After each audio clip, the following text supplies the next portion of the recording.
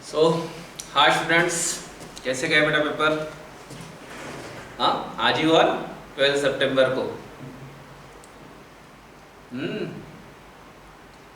हाउ वाज केमिस्ट्री? हाँ, आईसीडीएल बोलो बेटा, कैसे था केमिस्ट्री? इजी था ना? ओके, आपने बोला तो इजी होगा।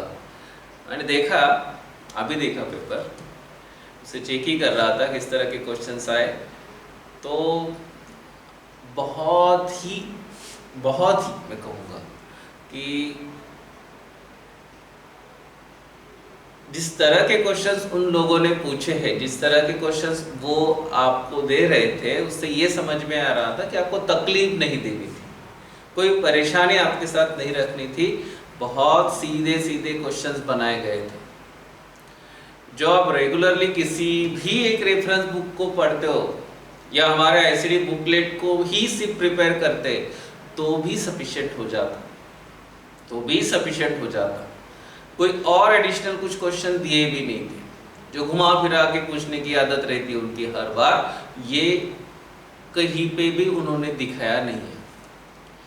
सभी क्वेश्चंस रेगुलर थे, या मैं कहूँगा वो पैटर्न भी रिपीट हुआ था। जिस तरह के क्वेश्चंस उन्होंने बनाए थे वो उस तरह के क्वेश्चंस आपने बहुत बार बहुत तरह से सॉल्व किए हैं और रिपीटेडली सॉल्व किए हैं, तो मुझे नहीं लगता आपको कोई प्रॉब्लम हुआ होगा।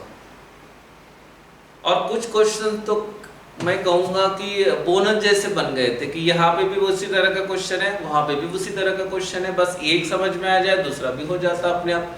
इस तरह के क्वेश्चंस भी उन्होंने बनाए थे। तो ये नीट का जो केमिस्ट्री का पेपर बनाया गया है, वो उसमें मैं यही बात कहूँगा कि सभी बच्चों को, मतलब जिन बच्चों का कोविड की वजह से पढ़ाई नहीं हुई है, सिर्फ एक रिवीजन हुई है, उनके हिसाब से भी बनाया गया है। आपका जो इतना लेंदीनेस चला, कभी बंद रहे स्कूल, कभी कॉलेज बंद रहे, क्लासेस बंद रहे, कभी चालू रहे, कभी ऑनलाइन सेशन करना पड़ा, ये सब ध्यान में रखते हुए उन्होंने डिज़ाइन किया था केमिस्ट्री का पेपर।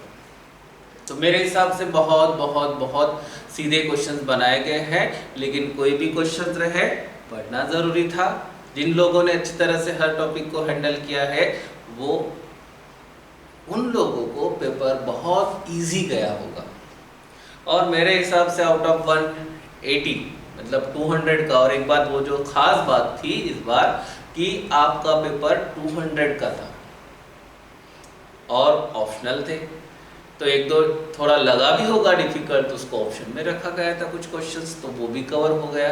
तो इसलिए बहुत ही आराम से कूल माइंड से आप सॉल्व करते होंगे, अच्छे से परफेक्ट टाइमिंग में मैच करके सॉल्व किया होगा, तो आपको कोई दिक्कत नहीं। 180 मिलना ही है, आउट ऑफ 180 मिलना ही है, ये बात ध्यान में रखना है। Okay, most of the student मेरे हिसाब से अब 150 जाएंगे, मोस्ट ऑफ द जाएंगे, इसलिए केमिस्ट्री का स्कोर बहुत ही अच्छा रहेगा हर एक का। हाँ, अब इसमें थोड़ा सा उन्होंने नीट और एम्स इन दोनों को मिला के एक ही एग्जाम रख रहे, इसलिए थोड़ा सा पैटर्न चेंज हुआ था कि यहाँ पे मैच द पेयर थे, कॉलम थे, और ट्रू और फॉल्स के भी स्टेटमेंट थे कि जिसमें आपको बताना था both are true, both are true, both are false, वगैरह वगैरह वगैरह। इस तरह के भी कुछ क्वेश्चन जो थोड़े से चेंज होके आते हैं वो पूछे गए थे, जो नॉर्मली नीट में नहीं पूछते। बस ये थोड़ा सा चेंज था पेपर में। और ये जो सेक्शन ए सेक्शन बी ये जो बनाया गया था, वो तो आपको पहले से ही पता था कैसे करना है। तो ओवरऑल ये मुझे लग रहा है कि इस तरह का पेपर डिज़ाइन था और आपको भी उसी तरह लगा होगा। लेकिन फिर से एक बात पे मैं स्ट्रेस देना चाहूँगा, पढ़ाई की होगी तो, अच्छे से पढ़ाई की होगी तो, मैं कहूँगा नहीं कि डिफ़िकल्ट से डिफ़िकल्ट क्वेश्चन हैंडल किए होंगे, तो नहीं बेटा, बस उस टॉपिक को आप अच्छे से हैंडल कर लेंगे। एनसीईआरटी बोर्ड फोकस पेपर था, कोई भी एडिशनल क्वेश्चन नहीं बनाया गया था, कुछ भी तकलीफ वाला पार्ट नहीं दिया गया था जिससे कोई स्टूडेंट आउट ऑफ सिलेबस लगे, ऐसा कुछ भी पोर्शन उसके अंदर नहीं था। तो मेरे हिसाब से बहुत ही स्मूथली पेपर को हैंडल किया जा सकता था और आपने किया होगा, तो आपका रिजल्ट भी अच्छा आएगा। फिर एक बार हम स्टार्ट करते हैं इसी नीट 2021 का पेपर का डिस्कशन। कि मेरे हाथ में कोड P3 का पेपर है, तो मैं जो एक्सप्लेनेशन दे रहा हूँ वो कोड P3 का आहे, ध्यान में रखना. मी जे काही एक्सप्लेनेशन सांगणार आहे ते P3 साठी आहे. आलंय का लक्षात? आणि त्यानुसार त्याला प्रिपेअर सुद्धा करायचंय. बघा म्हणजे प्रत्येक क्वेश्चनला हँडल करताना काय मिस्टेक झाल्या त्याही तुमच्या लक्षात येतील. आणि जे मुलं नवीनच आहेत जे आता फ्रेशली 12वीला आहेत तेही सुद्धा हे लेक्चर्स बघतात, त्यांनी लक्षात घ्या काळजी काय घ्यायची आणि काय चुका होऊ शकतात. या सगळ्या गोष्टी बघता आपण प्रत्येक क्वेश्चन हँडल करू. आता आपण बघणार आहे इनऑर्गॅनिक सेक्शनचे जे काही क्वेश्चन डिझाईन झाले. टोटल जर क्वेश्चनचा विचार केला तर इनऑर्गॅनिक 17, ऑर्गॅनिक 17 आणि फिजिकल 16 असे टोटल 50 क्वेश्चन्स आले होते. त्यामध्ये आपण आता सध्या जे डिस्कशन करतोय ते इनऑर्गॅनिक सेशनचं बघूया. इनऑर्गॅनिक सेशनमध्ये कशा प्रकारचे क्वेश्चन्स डिझाईन झाले होते. ओके, कारण खूप मुलांना ज्या टॉपिकची भीती वाटते दॅट इज पी ब्लॉक, त्याच्यावरही काही क्वेश्चन्स बनलेत का किंवा त्याच्यामध्ये काही असा डिफिकल्ट पोर्शन होता का तेही बघूया. DNA ब्लॉक, कोऑर्डिनेशन कंपाउंड, त्याच्यानंतर S block, hydrogen, P block, 11 का P ब्लॉक अलग, 12 का P ब्लॉक अलग, इस तरह के क्वेश्चंस इस part general principle extraction of metallurgy, ये भी इनऑर्गेनिक के अंदर ही आता है. इन सभी पे क्वेश्चन जो बने हैं उस पे बारे में बात करेंगे. So let's start with our inorganic session.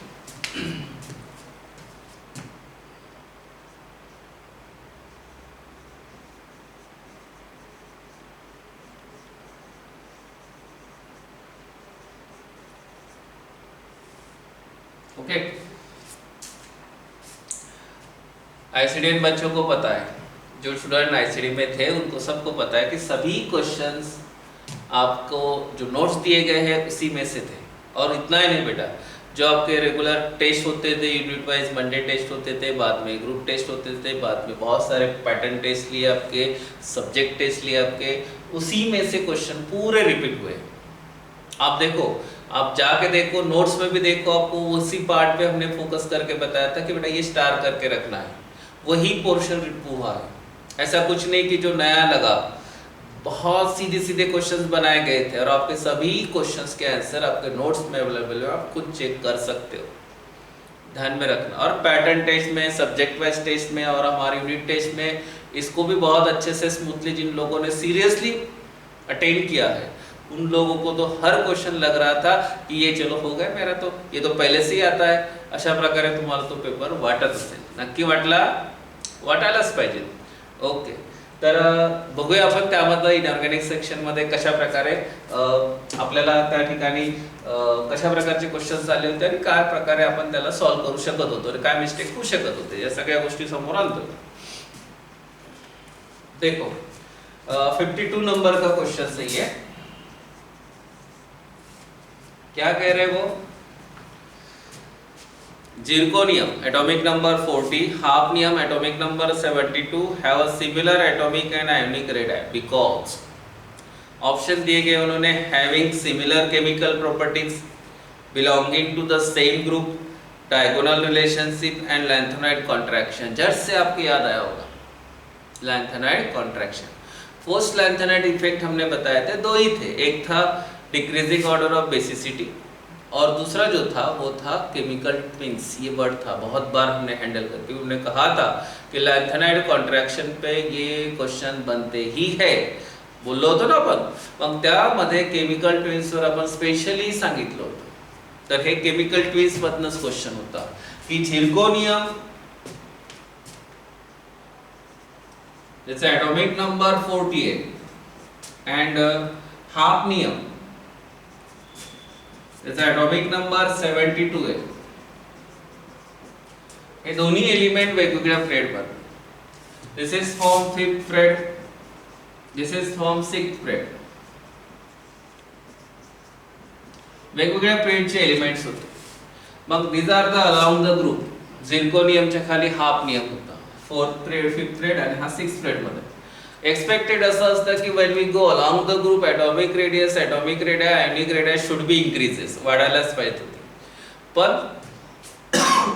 Zirconium this is from 5th फ्रेड, hafnium this is from 6th फ्रेड. याच्या अगोदर एक इफेक्ट घडतो, त्याचं नाव आहे लॅन्थेनाइड इफेक्ट. कोणता इफेक्ट घडतो? Lanthanide effect. आणि लॅन्थेनाइड इफेक्ट, त्या लॅन्थेनाइड कॉन्ट्रॅक्शन त्याला म्हणतो आपण, there is a decrease in atomic radius. आणि या लॅन्थेनाइड, आणि का बरं होतो तो lanthanide? Because of poor shielding effect of F orbital F subshell. मग या लॅन्थेनाइड कॉन्ट्रॅक्शन मुळे या ठिकाणी हाफनियमची जी रेडियस असते ती अशा प्रकारे डिक्रीज होऊन येते की जी कोणासोबत मॅच करते? झिरकोनियम सोबत. आणि हे सगळं घडलं तर बिकॉज ऑफ लॅन्थेनाइड कॉन्ट्रॅक्शन. आणि केमिकल ट्विन्सच्या अंदर सुद्धा कन्सेप्ट येत होते. आणि खूप सोपा प्रश्न होता आणि most of the time pairs विचारतात ते की which of the following pair show lanthanide effect contraction effect किंवा केमिकल ट्विन्स कोणती पेअर आहे, तर त्यावरच हा प्रश्न होता. त्यामुळे खूप सोपा सरळ प्रश्न होता. So what is the answer of 52? This is the lanthanide contraction. Okay, आले लक्षात? आठवलं असेल कारण तोच एक शब्द त्या दोन एलिमेंट्सची, कारण झिरकोनियम आणि hafnium both are from d block element, त्यामुळे ते लक्षात येतं. सो यहाँ पे ऑप्शन था 4 लॅन्थेनाइड कॉन्ट्रॅक्शन.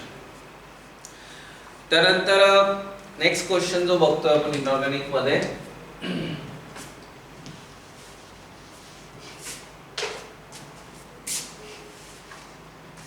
ओके 56 नंबरचा question. Okay 56. The structure of beryllium chloride in solid and vapor phase. Okay, BeCl2. You know that this is the alkaline earth metal. Alkaline earth metal. BeCl2. Be हा alkaline earth metal आहे, valency 2 आहे, त्यामुळे barium chloride बनलं. त्यांनी म्हटलंय की the structure of barium chloride in solid state and in vapor state. साहजिक आहे सॉलिड स्टेट मध्ये असतील तर these are closely arranged with each other. आणि त्यावेळेस आपण स्टडी केलंय की in case of, this is the facts related question, theory based question आहे, तुमच्या रीडिंग मध्ये असणं मस्ट होता की beryllium they can form the chain.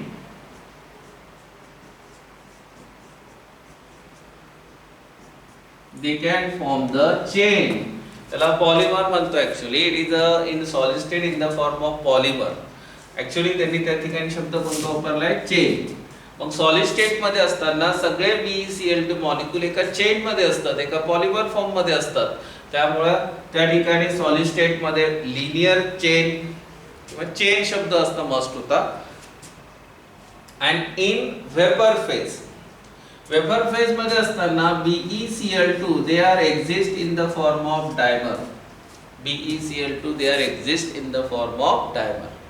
Okay, आता या दोन्ही गोष्टींमध्ये ऑक्टेट कंप्लीट करणं मस्ट आहे. नॉर्मल BeCl2 जर असेल तर बेरिलियमने किती बॉन्ड फॉर्म केले? 2. So it consist of balance 4 electron. त्याला ऑक्टेट कंप्लीट करणं मस्ट आहे आणि ऑक्टेट कंप्लीट करण्यासाठी त्याला अजून 2 बॉन्ड बनवावे लागतात. So they consist of 8 electron in its valence shell आणि त्यामुळे त्याला काय प्रॉपर्टी होणार? Stability. So in that situation to obtain stability, to obtain tetravalency, they are exist in the form of polymer in solid state and in dimer form in a vapor phase. तर अशा प्रकारे ह्या दोन गोष्टी alkaline earth metal related BeCl2. ठीक आहे. तर option याच्यानुसार जर विचार केला तर सेकंड ऑप्शन होतं chain and dimer respectively. Dimer आणि चेन सुद्धा होतं लिनियर मध्ये त्या ठिकाणी. तर डायमर शब्द आधी नको कारण तो सॉलिड स्टेट मध्ये डायमर फॉर्म मध्ये राहत नाही. ती एक चूक होऊ शकत होती घाई मध्ये. आन्सर होतं 56 चा 2 चेन अँड डायमर. 56 इनऑर्गॅनिकचं सेकंड क्वेश्चन. म्हणजे खूप सरळ स्ट्रेट क्वेश्चन्स होते.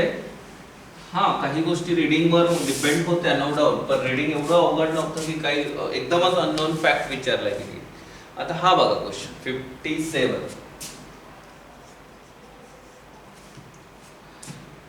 Tritium, a radioactive isotope of hydrogen, emits which of the following particle? Tritium, you know that it is the we discussed the in hydrogen topic 3 isotopes of hydrogen. Study केलेत आपण hydrogen, protium and tritium. या तिघांमध्ये tritium is a radioactive element तुम्हाला त्या ठिकाणी सांगितलं गेलंय.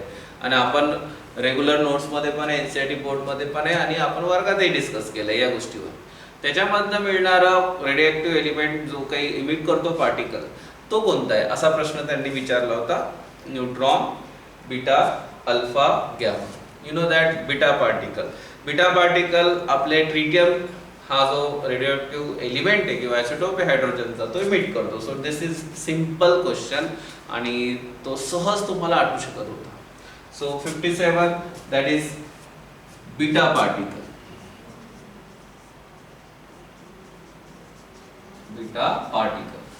So answer होतो second. बघा म्हणजे खूप सरळ स्ट्रेट क्वेश्चन्स होते, काही त्रास दिलेला नाहीये त्यांनी. नंतर 59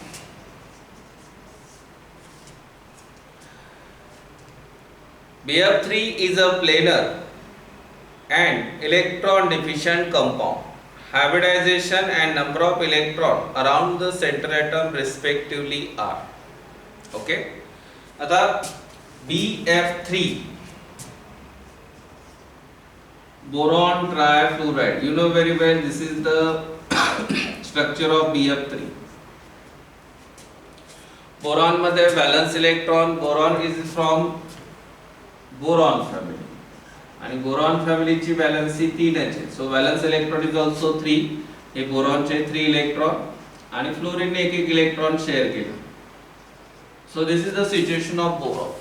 3 बॉन्ड विदाउट लोन पेअर अशा प्रकारे जर असेल तर कोणतं हायब्रिडेशन असतं? sp2 हायब्रिडेशन. आणि त्यांनी शब्द वापरला होता प्लेनर. सो प्लेनर केव्हा असतं? एखादं पर्टिक्युलर स्ट्रक्चर जर त्याच्यामध्ये कोणत्या टाइपचं हायब्रिडेशन असेल sp2 म्हणजे तिथे एक हिंट देत होते की कोणतं हायब्रिडेशन आहे sp2. and you know very well it consists of maximum valence 3 electron. 3 ला 3 इलेक्ट्रॉन शेअर होतील म्हणजे टोटल किती इलेक्ट्रॉन येत आहेत शेअरिंग नुसार? बोरॉनच्या व्हॅलन्स शेल मध्ये 6 इलेक्ट्रॉन येत आहेत. So answer is sp2 at 6. हा कधी कधी हाच प्रश्न पेअरच्या फॉर्म मध्ये बनतो, मग त्यावेळेस आन्सर 3 येणं मस्ट होतं. आपला इलेक्ट्रॉन विचारलं असेल number of electron around that central atom and this is the number of electron around that central atom आणि किती होते? 6. खूप सोपा सरळ क्वेश्चन होता.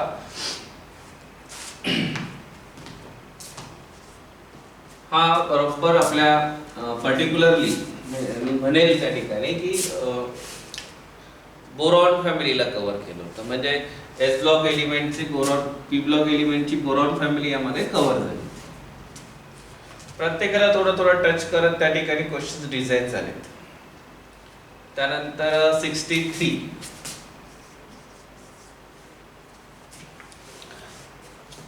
बघा. Incorrect statement among the following is. Incorrect statement among the following is actinides are highly reactive metal especially when finely divided. Okay, actinide contraction is greater for element to element than lanthanide contraction. Most of the trivalent lanthanide ions are colorless in solid state. Lanthanides are good conductor of heat and electricity. तुम्हाला incorrect statement विचारलं होतं. लॅन्थेनाइड and ॲक्टिनाइड contraction एक थोडासा interesting part असा की लॅन्थेनाइड and ॲक्टिनाइड contraction हा जो दोन्ही पोर्शन आहे हा एब्लॉक आणि एब्लॉकचा पोर्शन खूपच कमी दिलाय आपल्याला. त्यामुळं मोस्ट ऑफ द टाइम मुलं दुर्लक्षित करतात त्या पोर्शनला आणि त्यांना थोडंसं इथे हार्ड केलं असेल. अदरवाइज ज्यांनी रीडिंग सरळ सरळ डिस्टिंग्विश पॉइंट्स आहे लॅन्थेनाइड कॉन्ट्रॅक्शन आणि ॲक्टिनाइड कॉन्ट्रॅक्शन मध्ये आणि ते तुम्हाला सहज रीड करावे लागतात. थेअरीसाठी पण प्रिपेअर करावे लागतात आणि तसे पण तुम्हाला माहिती असणं मस्त आहे. तर त्या पॉइंटला बघता त्यांनी असा शब्द वापरलाय की actinides are highly reactive metal especially when finely divided. No doubt finely divided जर तुम्ही कोणत्याही पार्टिक्युलर मेटलला जर केलं तर इट इज रिएक्टिव्हिटी इन्क्रीज करतात सरफेस एरिया वाढून. दुसरी गोष्ट actinide contraction is greater for element to element than lanthanide contraction. हो actinide contraction आपण ग्रेटर सांगितलंय कोणापेक्षा? लॅन्थेनाइड कॉन्ट्रॅक्शन. कॉम्प्लेक्स फॉर्मेशन टेंडन्सी सुद्धा आपण actinide ची ग्रेटर सांगतो कोणापेक्षा? लॅन्थेनाइड पेक्षा. आणि त्यामुळे सेकंड स्टेटमेंट करेक्टच आहे. Most of the trivalent lanthanide ion are colourless in solid state. नाही, ट्रायव्हॅलंट जर आपण लॅन्थेनाइड घेतले इव्हन ॲक्टिनाइड घेतले बोथ आर कलर्ड. त्यामुळं because of presence of unpaired electron. F मध्ये अनपेड इलेक्ट्रॉन असतीलच नो डाऊट. त्यानुसार जर विचार केला तर हे स्टेटमेंट इनकरेक्ट वापरते. Third, most of the trivalent lanthanide ion are colourless. Actually this is wrong. Colour पाहिजे होते. आणि शेवटचं होतं लॅन्थेनाइड R good conductor of heat and electricity. You know very well this are all are metals, so they are good conductor of heat and electricity. No doubt आपल्याला माहिती आहे. त्यामुळे सहज सोपं होतं की 63चं थर्ड उत्तर लिहावं.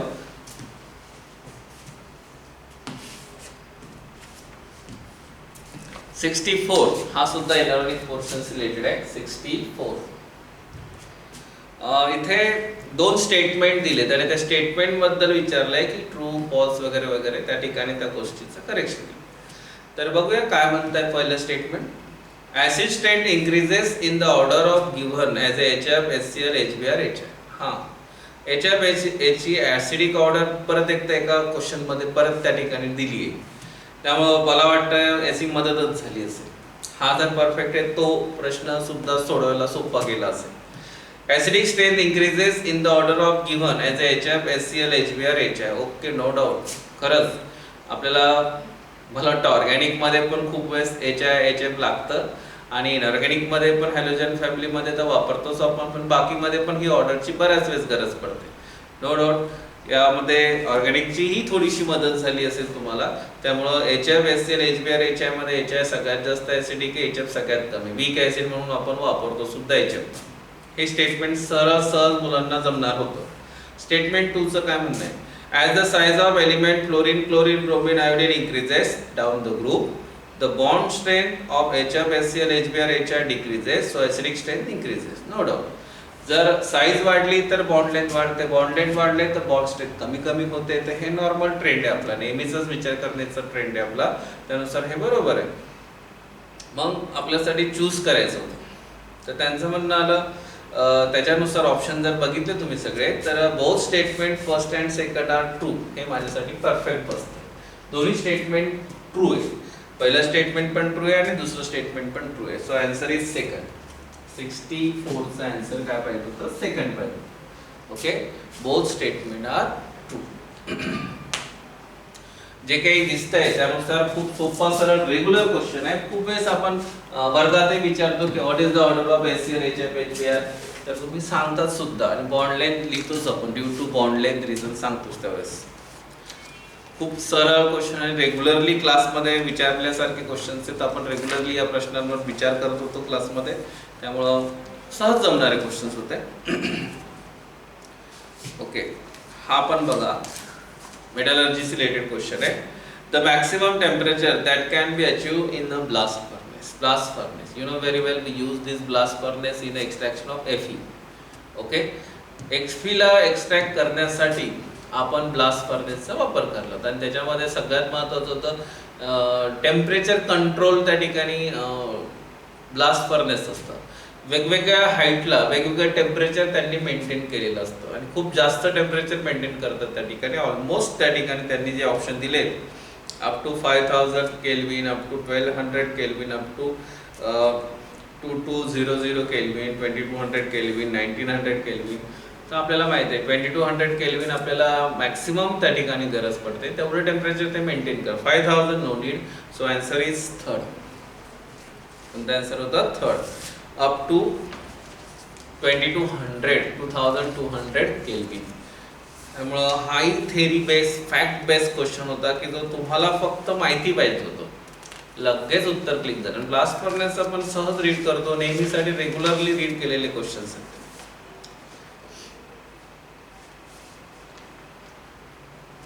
नेक्स्ट येत आहे ओके, इथिलीन डाय 77 नंबरचा क्वेश्चन आहे. Ethylene diamine tetraacetate EDTA ion is okay ligand कोणत्या टाइपचा, tridentate ligand, hexadentate ligand, unidentate ligand, bidentate ligand. Okay, लिगॅंडचे टाइप्स. EDTA फेमस आहे. EDTA is a hexadentate ligand. नावात तर खूप मोठा लिगॅंड आहे. EDTA शॉर्ट फॉर्म मध्ये आपण लिहितो इथिलीन डायअमाइन टेट्राएसिटेटो. आणि हा हेक्साडेंटेड लिगॅंडचे एक्झाम्पल एकमेव एक्झाम्पल आहे, काही कन्फ्युजन नव्हतं. आणि ऑप्शनमध्ये बघितलं आपण तर हेक्साडेंटेड लिगँड एकच ऑप्शन आहे, सेकंड ऑप्शन. त्यामुळे नो डाऊट सहज तुम्ही लिहू शकत होते, it is a hexadentate ligand, EDTA. Okay, ethylene diamine tetraacetato. यामध्ये EDTA चं जर स्ट्रक्चर बघितलं तुम्ही तर त्या स्ट्रक्चर मध्ये सहज समजतं आपल्याला. Ethylene diamine, this is ethylene diamine, 2 hydrogen replace झाले होते एसिटेटोन. CH2COO minus, CH2COO minus, CH2COO minus, CH2COO minus आणि नायट्रोजनची पेअर. म्हणजे इथनं नायट्रोजन थ्रू 2 कोऑर्डिनेट बॉन्ड बनवल्या जातात आणि ऑक्सिजनमुळे 4 कोऑर्डिनेट बॉन्ड बनवल्या जातात. So it is a hexadentate ligand. आणि खूप सोपा प्रश्न होता, काही कन्फ्युजन नव्हतं. हेक्साडेंटेडचे 2 ऑप्शन दिले असते तर मग थोडंसं स्ट्रक्चर ज्याला येतं त्यालाच आन्सर आलं असतं. नुसतं थेअरीमध्ये वाचण्यात जरी आलं तरी आन्सर येणार होतं. त्यामुळं असं होणारच नाही की वाचण्यात आलं नसेल. त्यामुळे नो डाऊट हा सहज हँडल केलाय मुलांनी क्वेश्चन.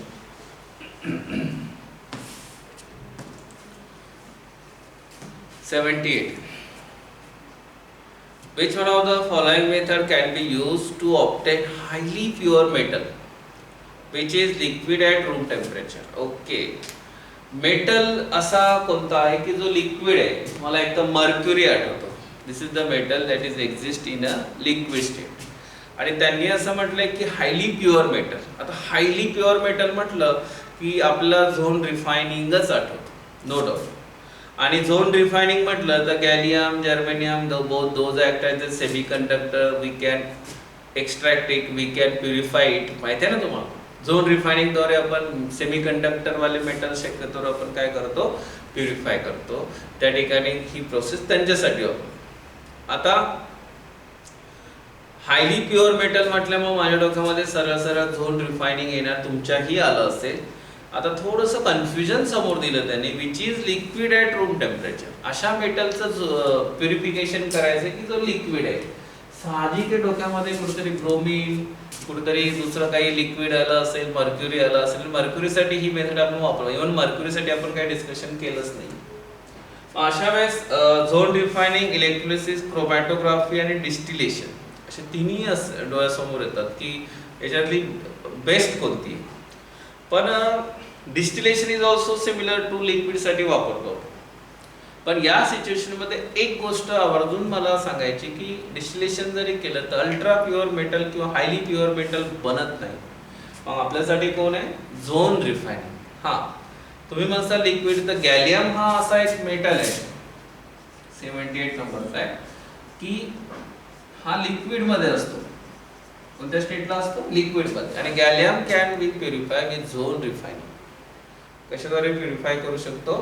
झोन रिफायनिंग द्वारे. So answer is first, zone refining.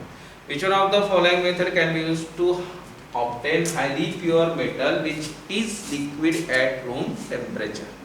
So answer is zone refining. First answer त्या ठिकाणी हवं.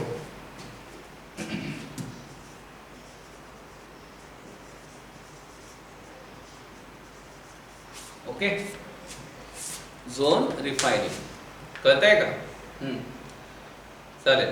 तर अशा प्रकारे हा एक पोर्शन होता छोटासा की ज्यामध्ये सरळ सरळ क्वेश्चन्स विचारले होते की जे याच्यामध्ये थोडंसं कन्फ्युजन स्टेटमेंट मध्ये होऊ शकत होतं. बरेचसे मुलं डेस्टिलेशन सिलेक्ट करू शकतात, कारण फर्स्ट टाइम जर वाचला आपण लिक्विड मेटल म्हटलं की लगेच डिस्टिलेशनचं आठवायला लागतं. त्यानुसार जर विचार केला. ओके, तर 78 फर्स्ट. त्यानंतर नेक्स्ट जो इनऑर्गॅनिकचा क्वेश्चन आहे तो 80 नंबरचा आहे.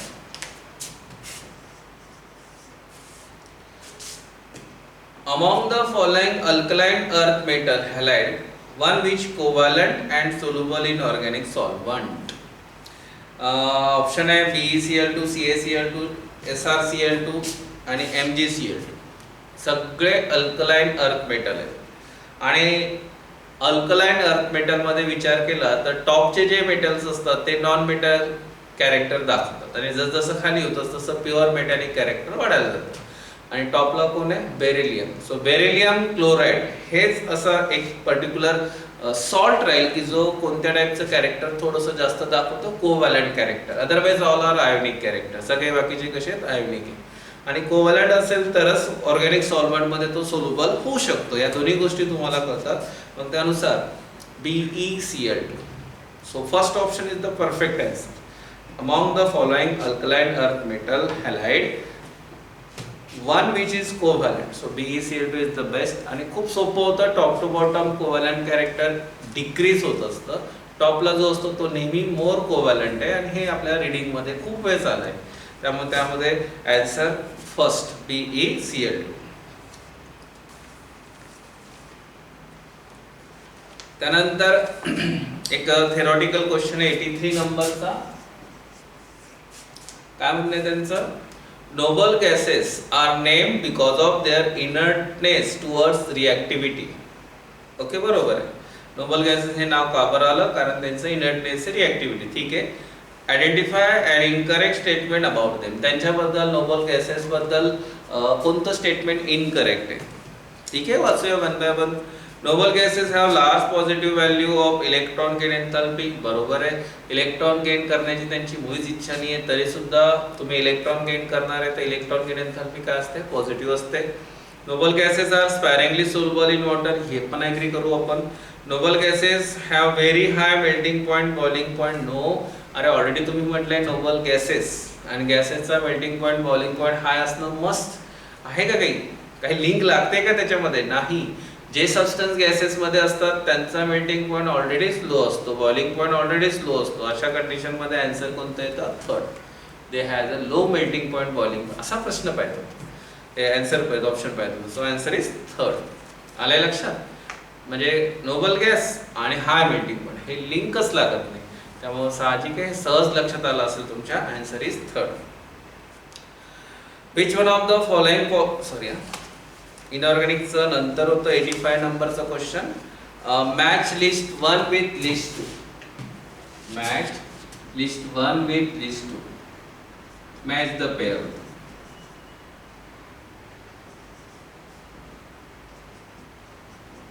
List 1 with list 2. एक साइड स्ट्रक्चर दिले होते की PCl5, SF6, त्यानंतर BrF5, त्याच्यानंतर BF3. ओके, म्हणजे कोइन्सिडेंट म्हणा का काय म्हणा, याच्यामध्ये स्क्वेअर पिरॅमिडल, इकडे त्यांनी म्हटलंय ट्रायगोनल प्लेनर, इकडे त्यांनी म्हटलंय ऑक्टाहायड्रल, इकडे त्यांनी म्हटलंय ट्रायगोनल बाय पिरॅमिडल. कोइन्सिडेंट म्हणा की तुम्हाला थोडं अजून सोपं करावं म्हणून बघा, इथे BF3 आलाय. ओके, आणि BF3 इकडे ABC. ट्रायगोनल प्लेनर हे लगेच लक्षात येतं आपल्याला. BF3 ट्रायगोनल प्लेनर म्हणजे D सेकंड सोबत मॅच करा. ऑलरेडी एकदा एक प्रश्न त्यांनी टाकलाय की BF3 हॅज अ प्लेनर, तिथे शब्द दिला होता. त्यामुळे बघा काही गोष्टी इकडे मदत करतात. BF3 trigonal planar. ठीक आहे. PCl5 फॉस्फरस पास बॉन्ड विदाउट लोन पेअर, तुम्हाला माहिती आहे पास bond, trigonal bipyramidal. SF6 octahedral, SF6 octahedral आणि BrF5 स्क्वेअर पिरॅमिडल. सो अशा प्रकारचे option first with fourth, second with third, third with first. Second option मध्ये सगळे ऑप्शन सेकंड मध्ये मॅच होतात. ओके, तर अशा प्रकारे खूप सोपं जिओमेट्री बेस आणि खूप बेस्ट क्वेश्चन बनवतो आपण. एक सिंगल क्वेश्चन पण बनवतो आणि इथे मॅच द पेअर पण आपण स्टडी केलं. सब सोपा सरळ स्ट्रेट क्वेश्चन होता. तुम्हाला परफेक्ट जिओमेट्रीज त्यांच्या आठवणं मस्ट होत्या आणि खूप अवघड नव्हतं. रेग्युलर कंपाऊंड्स होते, खूप वेळेस विचारलेले क्वेश्चन. हा तर ऑलरेडी रिपीट झालाय. त्यामुळं मी म्हणेन की दिस इज द इझियर क्वेश्चन आणि सहज हँडल केला असेल तुम्ही मॅच द पेअर. चूक करायची इच्छा असते तरी चूक होऊ शकत नव्हती. हा, आता टोटली अननोन असेल तर थोडंसं मी म्हणू शकतो की चूक होऊ शकते. हा एक क्वेश्चन होता. परत match the list 1 with list 2. परत आपल्याला लिस्ट मॅच करायची होती. 87 नंबरचा क्वेश्चन आहे.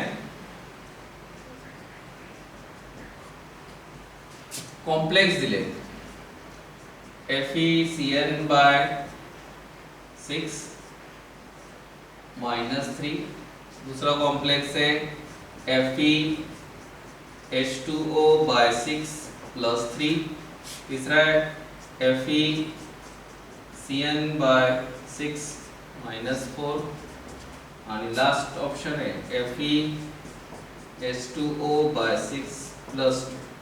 ठीक आहे. आणि इकडे मॅग्नेटिक मूवमेंट दिलेत त्याच्या सगळ्यांच्या. First 5.92 pm Bohr's magneton, second 0, third 4.9 आणि फोर्थ 1.73 बोहर्स मॅग्नेटॉन. आता मॅग्नेटिक मूवमेंट कशा काढायचे तुम्हाला मी मागे सांगितलंय. शिकवताना आपण खूप वेळेस याची प्रॅक्टिस करून घेतली आहे. ओके. तर यामध्ये मॅग्नेटिक मूवमेंट जी असते ती अनपेड इलेक्ट्रॉनवर डिपेंड असते. अनपेड इलेक्ट्रॉनचा नंबर जर 2 असेल तर 2 पॉइंट समथिंग मॅग्नेटिक मूवमेंट असते. अनपेड इलेक्ट्रॉन जर 1 असेल तर 1 पॉइंट समथिंग असते. म्हणजे अनपेड इलेक्ट्रॉन किती असणार? 5, इथे 0, इथे 4 आणि इथे 1. बघू मग ज्याचे अनपेड इलेक्ट्रॉन जेवढे असतील त्यानुसार हा आपला ऑप्शन आहे. आय रिपीट, मॅग्नेटिक मूवमेंट ही अनपेड इलेक्ट्रॉनवरनं डायरेक्टली कशी सांगायची त्याबद्दल आपण या ठिकाणी डिस्कस केलं होतं. की जर अनपेड इलेक्ट्रॉन 5 आले तर आन्सर 5 पॉइंट समथिंग असतं. जर अनपेड इलेक्ट्रॉन 4 आले तर आन्सर 4 पॉइंट समथिंग असतं. म्हणजे आपल्याला मॅग्नेटिक मूवमेंट बघितल्या अनपेड इलेक्ट्रॉन डोक्यात आले असतील. आता ह्या फक्त ऑप्शन नुसार त्यांना मॅनेज करायचं. आता एखादा कॉम्प्लेक्स दिलाय तर कॉम्प्लेक्स दिल्यानंतर सगळ्यात महत्त्वाचं काम त्यामध्ये असणाऱ्या सेंट्रल मेटल आयनची ऑक्सिडेशन स्टेट असाइन करायची. CN by 6 -3, so it is a +3. Then electronic configuration +3, so 3d5 4s0, 3d5 4s0. आता CN हा कोणत्या टाइपचा लिगँड आहे हे सुद्धा माहिती असतं must. It is a strong field ligand. So splitting होईल. स्प्लिटिंग झालं की लगेच डोळ्यासमोर T2G and EG अशी डायग्राम आली पाहिजे. 5 इलेक्ट्रॉन स्ट्रॉंग फील्ड लिगँड असतील तर आधी लोअर एनर्जीला कम्प्लीटली फिलअप करा. 5 फिलअप झाले T2G मध्ये. अनपेड इलेक्ट्रॉन किती दिसत आहेत? 1. So the first option having unpaired electron 1, so it is match with 4, 1.73. इकडे बघा FeH2 by 6 +3, इथे पण Fe ची ऑक्सिडेशन स्टेट काढली तर +3 येते. +3 आल्यामुळे परत D5 आहे. D5 असल्यामुळे H2O बिग फील्ड लिगँड आहे.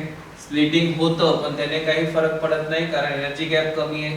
अशा कंडिशन मध्ये we first fill all orbital with single electron. मग 5च्या 5 सिंगल होतील. अशा कंडिशन मध्ये हाऊ मेनी अनपेड इलेक्ट्रॉन? 5. 5 जर अनपेड इलेक्ट्रॉन असतील तर मॅग्नेटिक मूवमेंट काय येईल? 5.92.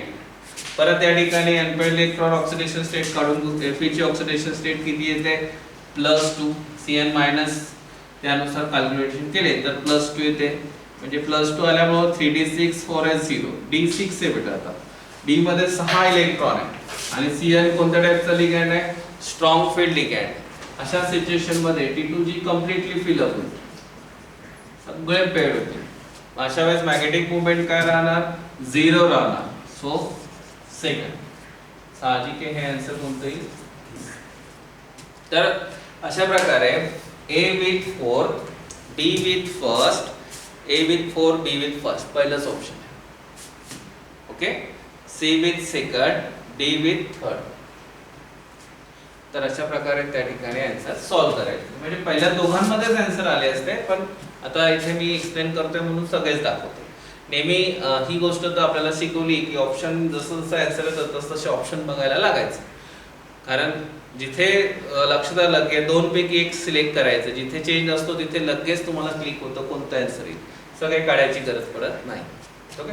म्हणजे ज्याला लिगँड आणि ऑक्सिडेशन नंबर असाइन करता आला त्याला उत्तर येणं काही अवघड नव्हतं आणि आलं असेल. आणि या टाइपचे क्वेश्चन आपण कोऑर्डिनेशन मध्ये खूप घेतले, खूप डिस्कस केले. ओके.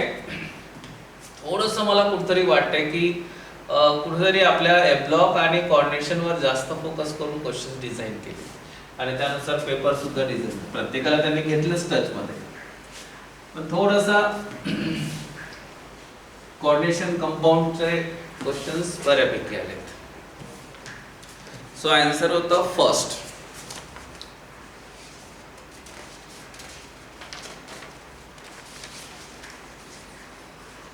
ओके. नेक्स्ट क्वेश्चन जो होता की in which one of the following arrangement the given sequence is not strictly according to the property indicate against you inorganics related.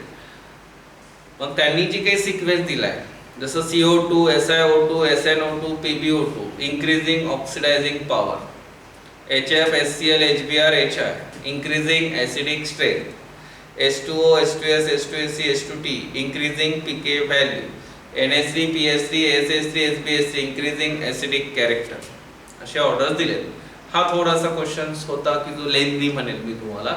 कुठेतरी एक जरी ऑर्डर मिस झाली की तुमच्या डोक्यामधनं तर कन्सेप्ट येणार नव्हती. हा मुलांना थोडा हेवी गेला असेल, वेळ कन्झ्युमिंग होता. तसेच सेक्शन बी मधले क्वेश्चन थोडेसे टाइम कन्झ्युम करणारे होते. थोडंसं मुलांना प्रॉपर वेळ देणं मस्ट होता. तो जर वेळ दिला नसेल तर घाईघाईमध्ये आन्सर चुकण्याचे चान्सेस होते. बी सेक्शन मध्ये 89 मध्ये हा क्वेश्चन आपण ज्या डिस्कस करतो तिथे क्लिअर एका ठिकाणी ती दिसते ऑर्डर. थर्ड ऑप्शन मध्ये मी म्हणेल मी H2O, H2S, H2SE, H2T increasing pK value असं म्हटलंय त्यांनी. आता ऍक्च्युली H2O, H2S, H2SE आणि H2T आपण ऑक्सिजन फॅमिलीमध्ये या प्रकारचे हायड्राइड्स बद्दल आपण खूप वेळ डिस्कस केलंय. त्यामुळे 3 क्वेश्चन तर हायड्राइडवर आणि मी प्रत्येक वेळेस एक गोष्ट आठवण करून देत होतो की हायड्राइड इम्पॉर्टंट आहे. तर यामध्ये जी ऑर्डर आहे ती बरोबर आहे, ऍसिडिक स्ट्रेंथ बरोबर आहे, पण इन्क्रीजिंग पीके व्हॅल्यू म्हटलंय त्यांनी. ऍक्च्युली जर ऍसिडिक स्ट्रेंथ वाढत चालली आहे तर पीके व्हॅल्यू काय होत जाते, कमी होत जाते. पीके व्हॅल्यू काय होते, कमी के व्हॅल्यू वाढते.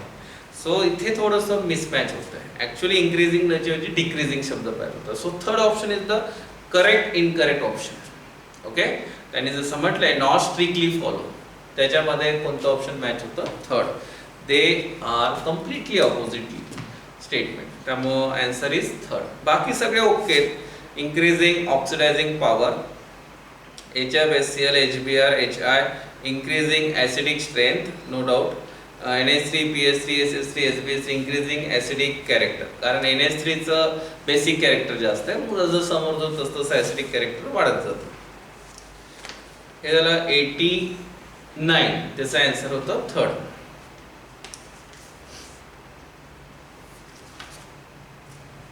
ओके. हा एक खूप छान क्वेश्चन तुमच्यासाठी बनला होता की जो तुम्हाला सहज हँडल करता येईल.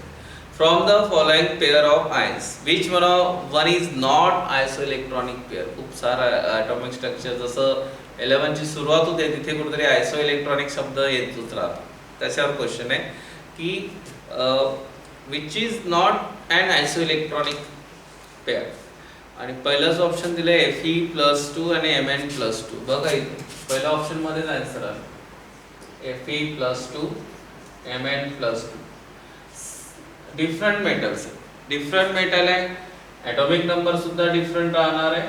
अशा वेळेस सेम ऑक्सिडेशन स्टेट जर असेल तर इलेक्ट्रॉन नंबर 100% बदलणार. इथनं किती इलेक्ट्रॉन कमी होणार, 2. इथनं किती होणार, 2. हे 26 चे किती होणार, 24. हे 25 चे किती होणार, 23. साहजिक आहे इलेक्ट्रॉन नंबर काय होतोय, व्हॅरी होतोय. अशा कंडिशन मध्ये दे आर नॉट आयसो इलेक्ट्रॉनिक. आणि नॉट विचारलं होतं त्यामुळे पहिल्या ऑप्शन मध्येच नॉट आलं. समोर जायची गरज नव्हती, बघायची गरज नव्हती. आणि ही गोष्ट तुम्हाला आवर्जून माहिती पाहिजे की same metal, different metal, same oxidation state म्हटलं तर एनी हाऊ त्यांचे इलेक्ट्रॉन नंबर सेम होऊ शकत नाही.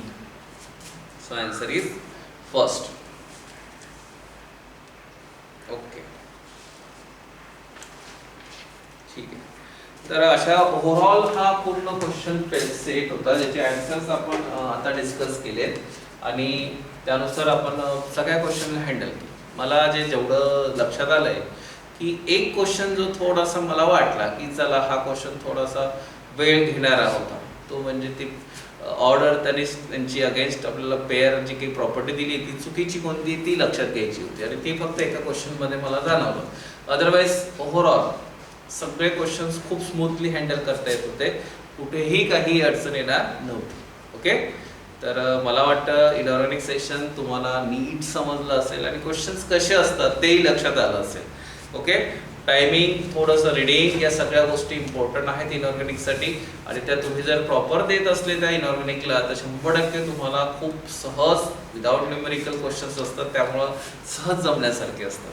त्यामुळे प्लीज म्हणेल मी की अशा प्रकारे प्रिपरेशन ठेवा, जेणेकरून नेक्स्ट नीटला आता ज्यांनी दिले त्यांनाही लक्षात आलं असेल काय चुका झाल्या असतील. ओके, त्यांनी आता त्यातच बदलता येत नाही, पण जे मुलं नवीन आहेत ते सध्या 12वीला देत आहेत एक्झाम, त्या मुलांनी लक्षात घ्या की कशा प्रकारे असतात क्वेश्चन्स आणि कशा प्रकारे तुम्हाला त्यांना हँडल सुद्धा करायचं. ठीक आहे.